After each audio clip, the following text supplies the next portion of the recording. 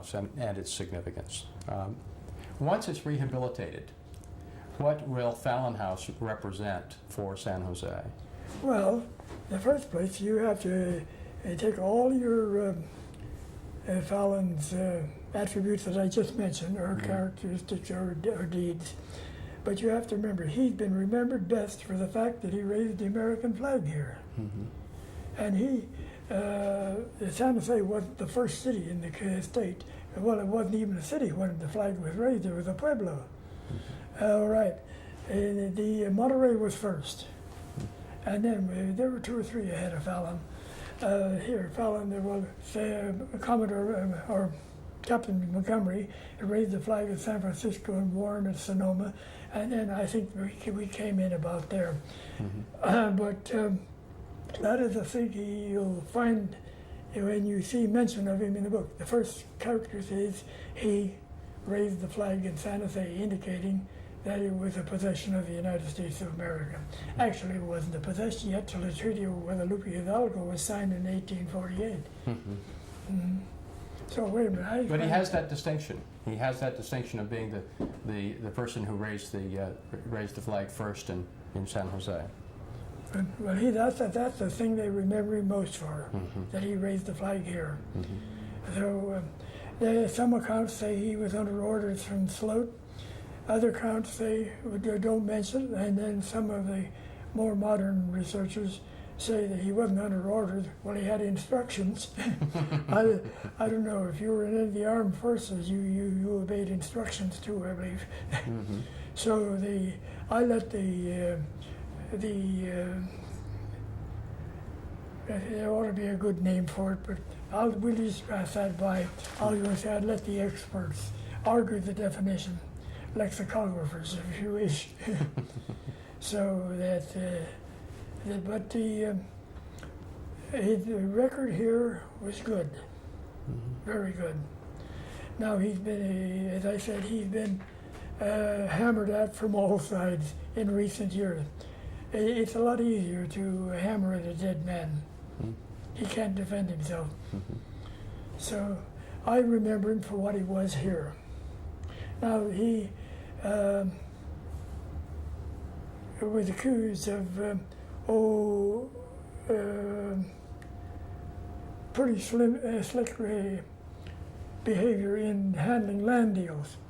Well, they've been open to argument in all ages of the nation. Laws of one state are different from the laws in another state, and in those days they were different from, just as I told you about the spike fence a little while ago. We didn't have the zoning laws. We weren't so strict then. We are, once again, fast to pass an opinion on which we have a hard time defending ourselves. If this house is rehabilitated, are we then able to recapture a piece of history that had been lost for a time? Well, I haven't seen any artifacts other than the house. There have to be some somewhere, and maybe the persons who may own bits of furniture or tools from his barn or something like that will have something. But if that person has something, he either doesn't know what he has or he hasn't come forth with it. So that'll be a little difficult. But what I'm interested in is to see the house restored as near to the original as possible. That means, I guess you understand already, that part of this house will have to be removed. But I'd like to, and then, pardon me, we'll take the landscaping. The pear trees are gone. But maybe there was a pear tree at 183 West St. James at Louis A. Pellier's house. Pellier was a nurseryman. Louis Pellier, the namesake, he was the elder.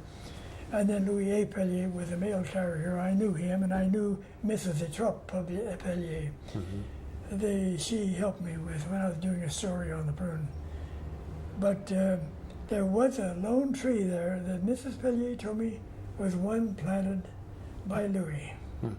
a pear tree, some pear trees attain great age. Mm-hmm.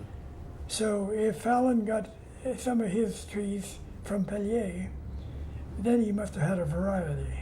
Mm-hmm. And he probably had a variety when he got the first, Pellier got the first seeds from, Pellier probably had a variety when he got the first seeds from Luis Maria Peralta here. Mm-hmm. So, but I can't prove it. Well, you're interested in the house being restored as close to its original condition as possible. The Fallon House. No, wait a minute, let me get that straight again. You're interested in Fallon House being restored to as close to its original condition as possible. Yes. Once that happens, what will San Jose have? What will be here? Well, And why is it important? Now, there's one thing. I'm not a clairvoyant, fortune teller, or prophet. I have a hard enough time keeping the record straight of what has happened, and I come up against all kinds of conflicting evidence almost every day of the week. Mm-hmm. And so I make no predictions. We may have a city council that's history-minded, as some cities have. The whole council, they get things done almost without a slight disagreement. Mm-hmm. And others, somebody else has plans for the property. Somebody's hoping to get the property Mm-hmm. for development purposes and so on. So I don't make any predictions at all. Mm-hmm. You have to think twice before you say history repeats itself. Mm-hmm. Mm. No, or it reveals itself in advance. Well, if the house is rehabilitated, will history then reveal itself? Well, I haven't seen the plans for this now, but when I paid my first visit to it, Mr. McKay, Leonard McKay, and I came over with Mr. Policy here, and he explained it to us. As I understand, you're going to hold as much of the original house as possible, and you have enough of the old house. Of course, you'll have to close the side and get the western side enclosed. Mm-hmm. But we can see that. But the annex here, this back end, which served as a boarding house, see, people lived here, boarders lived here as well as, board and lodging, put it there. Yes. No, this would have to come off for the house to attain any thing appertaining to verisimilitude. Mm-hmm. Otherwise, it would just be a half a house. Would it then be, well, originally, wasn't the house one of the finest in San Jose? For what? Wasn't originally Fallon House, when it was first built, wasn't it one of the finest houses in Oh, San Jose? yes. It was built according to the fashions of the day. Mm-hmm. And it was built in a similar style. Many of our houses had similar style. Mm-hmm. They had everything today older than a 6-year-old child is called a Victorian. It's funny. It's ridiculous. I asked at a public meeting, about a month ago. I said, "Did those people have anything beside Italianate and Victorian?" And all the other forms of styles of architecture seem to have been ruled out in modern discussion. But no, this was a big square house, and they had other similar town architecture one. They had houses that were almost like cubes. The siding took away from them. Then they'd have perhaps not a sloping roof that could be seen, a gable, but they square across the top. Any curvature, the roof was behind the siding. The siding extended above. Well, or whatever that figure is called in architecture. And that was usually referred to as federal style. One of the most beautiful specimens of it was a Porter house, Norman Porter, on the East St. James Street between 2nd and 3rd, north, opposite the park. It was opposite the park. And we had another one out where the Lee House, where the San Jose Medical Center is today, or San Jose Hospital. And we had numbers of them around town. Josiah Belden, the first mayor, had perhaps the most beautiful of all. But they seemed to have dignity about the thing. There was no if they, in public buildings, for years, we went largely to one or the other of another of the 5 classical orders of architecture, left to us by the Greeks and the Latins and the Tuscans and the Dorics and so on.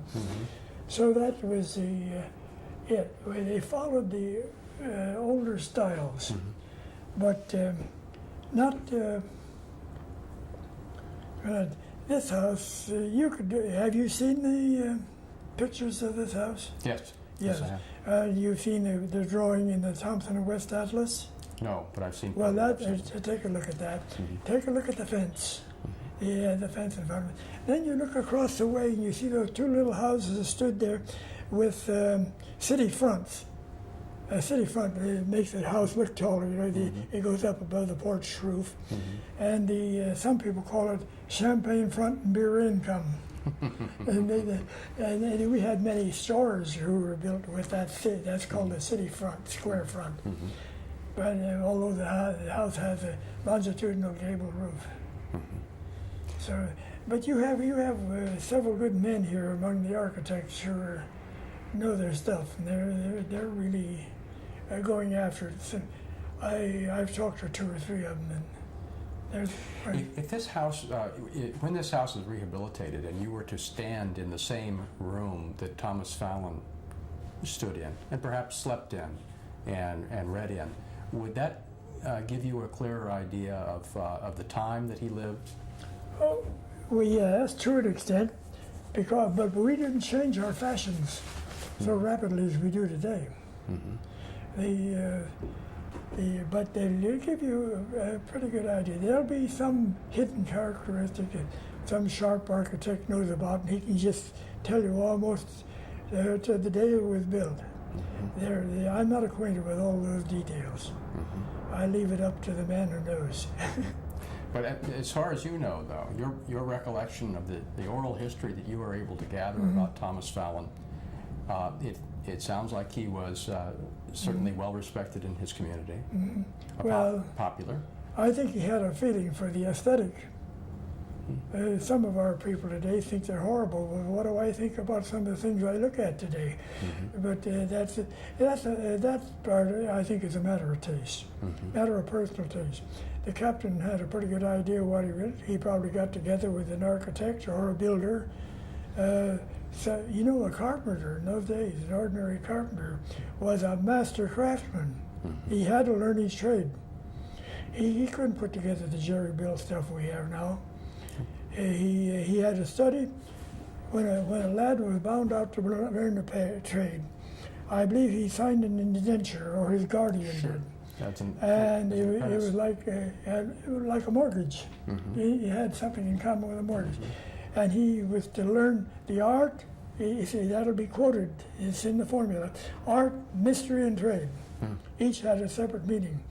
And the mystery was when you try to find out anything from him, he's something to find out. No. Well, now it's the mystery of Thomas Fallon, isn't it? Now, my house was built by a master carpenter, and 2 of them. He and his boss carpenter. He was in his top. The one who built our house was in his top 70s, and the boss carpenter was in his 80s, and they had been bound out to learn everything from the ground up. And that's why we find some of those old houses standing today. And probably why Fallon House is still standing. Yeah, I've seen some of the brick foundation under this house, and it's very good. Someday, this is a side thought, if you wish to see brick foundations, have someone take you to the basement of the courthouse, the 1868 courthouse. You see walls, and then you'll know what I mean. But getting back to Thomas Fallon, though, and his house, as far as you know, from the oral history that you were able to gather, he was what kind of person? Well, what kind of person did you say? Well, I think I explained it all when I showed you how courteous he was. Now, I can't speak for his domestic affairs. And you know there is such a thing as incompatibility in marriage. Sure. I can't speak from experience. I've been married only 58 years. But there is there. Now what his trouble was, if he had any trouble with his wife, I can't testify to that. Sure, but you can testify. You'll have to go to the court records. But you can testify to. Yeah. So let's see. He must have been, well, what we tritely call a hail, well-met fellow. Yeah, I don't know whether he had any drinking habits or at all, or anything that would detract from that classification. But hail, well-met is, as you know, trite. But it does give you something. And then gregarious. He liked company. And so that would about cover him. The man had nerve, because he was born in Ireland. They can't agree on what province he was, whether he came from the 6 counties, Ulster, or Ireland, the south of Ireland. All right, and then when he got over to Canada as a small boy, he was bound out to learn the saddler's trade at London, in Ontario. That's about 100 miles south of Toronto. Sure. Then from there, after he discharged his apprenticeship, that meant he was a master craftsman in leather. He was a saddler. All right, he could take those papers with him anywhere he went, and he could get a job at his trade. All right. Then the local histories say that he went south with a couple of companions and went down to Texas in the days of Sam Houston. From there they came north again, and then he intercepted Fremont westbound as his second expedition and traveled to the mountains. Some accounts have him going on to Fort Vancouver before he came down to California. And some of the more recent accounts of him don't agree with you, even with that. They question everything he did on that trip. Well, I'm not going to debate that point without examining all the evidence myself, and I haven't seen enough evidence to make me change my mind up to date. So he came here, and now he was on the plains when Indians could be a real problem. And if you're in a small outfit, why you're in a tight place. So he made the trip. He made the trip across the mountains. He must have had some fortitude, guts, if you prefer. And then he came into California. He adapted himself to his environment. He was a saddler for a while in Santa Cruz. The Santa Cruz County histories will tell you that. He acquired land over there. And after the county was formed on February the 18th, 1850, well, you can get a record of about every transaction he made in land. And he got into some land litigation, but they did here too. My own grandfather got into trouble here. He didn't get into trouble, but he bought some land that he thought he was on public land. He got onto it and he found it wasn't. He paid for his land about 2 or 3 times. Z.R.I. Hamilton, after whom Hamilton Avenue is named, paid for his land several times. A man named Galindo sold him some land that didn't belong to Galindo, and that was it. Just remember, in the beginning, all was chaos, and darkness was on the face of the waters. Was whether or not he'd gone to Fort Vancouver or not. Are you rolling? Yeah. He had joined up with Fremont. Yes. Oh, yes. Well, he left Fremont and then came to California. He stopped a while at Sutter's Fort, as almost everybody did, and he wound his way around and ultimately wound up in Santa Cruz. And there, of course, he met his wife, and they were married. She was half Irish, half Spanish Californian, Californiana, we can say. And they lived here when he was mayor. He built the house before he became. So much for that. But then he traveled a good deal. He's mentioned his traveling trips. Hall's History of San Jose tells about his going south into Texas, I believe, and then maybe a few other places. So that's about all that I've ever collected on him. When this house was built before he became mayor, he was already a substantial citizen of San Jose. Oh, indeed, yes, indeed. When by 1859, he was well, the fact that he was mayor then, he was the honorable sir, and when he was on the city council, shows that he had influence, shows that he had friends anyway, and so that's where now he the only other man around town who seems to be better remembered was General Henry Morris Negley, after whom Negley Park is named, who owned 55,000 acres of land in the San Joaquin Valley, and who owned land all around this town. He bought half of Rancho de los Coches, the adobe house of that ranch still stands. But that's how Negley Avenue out there off the Alameda got its name from him, for his ownership of that land. So in terms of I guess renown, Thomas Fallon was a contemporary of Negley. Was it what? A contemporary of Negley, or I think held in the same regard as Negley. Wait a minute, I'm sorry. Was Thomas Fallon held in the same regard as General Negley? Well, not so well known, because Negley was a veteran of the Mexico War. He's a West Point graduate, married Paymaster General's daughter. And Negley was better known. There's a statue of him in St. James Park. Well, and Fallon, on the other hand, was a mountain man. Fallon was not a professional soldier. He was in the service, in the service of volunteers, but he was not what you'd call a professional soldier. And then more people said, how do you ever get to be captain? These volunteer companies elected their captains. They studied the story of the Mariposa Battalion and the going under Major Savage into Yosemite Valley. You see how they elected their captains. There's one story where you can get it without going to it. But Negley had to go to school. So Negley was by far the better known.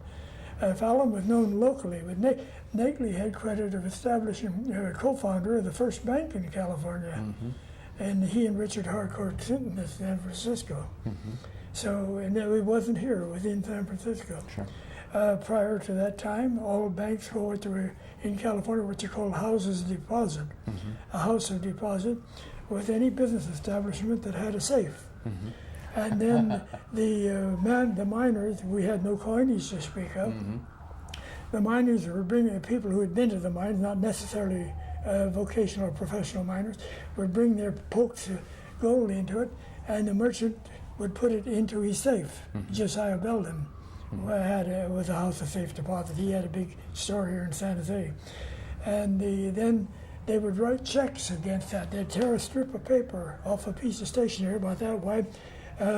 Dear sir, please pay to the order of and oblige your so many dollars, so many ounces of gold, or an ounce, 1, 2, 3 ounces, and oblige your humble and obedient servant Joe Dokes. It was as simple as that. But when Negley and Sinton got together, they established an honest to goodness bank with cashiers and tellers and so on. So, what else do you know about Thomas Fallon that's other than some of this extremely questionable stuff about his overland journey and about his the things that he was supposed to, reprehensible things he was supposed to have done on it, which I don't quote as a fact. They'll have to be proved for me. So that's not very much. I know it's not very much. But I know that you can be backed up with documents. There's no use quoting gossip and vicious gossip. So I just don't do it. It's one way of keeping my nose clean beside a handkerchief. But I know what Miss Montgomery told me. Now, she's the only person I've ever spoken to who knew him. So that helps. And I believe she was a very reputable person, and I'll believe what she said And that is? until proved differently. And that was? That he was a gentleman, a very courteous gentleman, she said. Of course, you could put the whole thing into histrionics and take off your hat and sweep the floor with it. Sweeping the floor was an actual custom in here. The historian, Dr. Corey, would handle that. No, I can't think of any more than that. Wait a minute, I did. Were you here when I told the story? I told the story about the wine, didn't I? No. No, maybe I thought you came in just about that time. Well, when I was working for the express company, you had to belong to a union. All of our drivers in the big cities, such as New York, Philadelphia, Boston, St. Louis, San Francisco, Seattle, and so on, belonged to the Teamsters Union.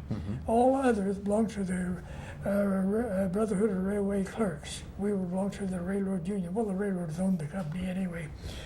So we belonged to that. And we here in San Jose, the San Jose group, local, had held monthly meetings, and we held them in this house. And we'd have a ravioli dinner. We'd come in and get big chunks of meat. We'd have fine dinners. Then we'd hold our business meeting. Well, one evening we barely sat down to the table and started to eat. They started to one of the men came in with a demijohn full of wine. Wine, it was made pretty good vinegar for salad. But we tried it, and one brother spoke up, a man named Walter, and he said, "Oh, that stuff is awful. Why can't you where'd you get it?" And well, he said, one person said, "That's my business." Well, he says, "I know where I can get better wine than that." And he just scared himself, and he was gone. He was gone about 20 minutes. And he came back with a demijohn of wine, poured it out. Now he said, "There, Trey, take some real wine." He got it from the same place the other fellow. The first fellow got it. That's one of the most memorable occasions. That was during Prohibition days. That was in Fallon House. You could get wine here. Well, the public, our Italian citizens, the Portuguese, the Spanish, I could make 200 gallons of wine under Prohibition. And then you had your sacramental wine. Paul Masson made a fortune of that. So it was, Paul was pretty well fixed before. Anything else about Thomas Fallon or his house that you think No, would be? I don't know what any of his behavior is. I don't know what any of his social. I'm sure that maybe in our house I have sources. For example, I have several bound volumes of the San Jose Pioneer. It was a local newspaper published by the Pioneer Society. Big pages, 8 columns. And it ran about 1, 2, 3. It ran about page 1 and 2 into each printed on both sides. You'll say it ran about 4 pages, and it had a brevities column, which would rank with some of our columnists' work today. The brevities had little notes. One note I remember: Mrs. Henry Miller passed through town on her way to San Francisco to buy a tombstone for one of the employees that died on her ranch. Little things like that, and you could pick up what was going on in the social affair. You could pick up good biographical material. Maybe one man would get a whole page.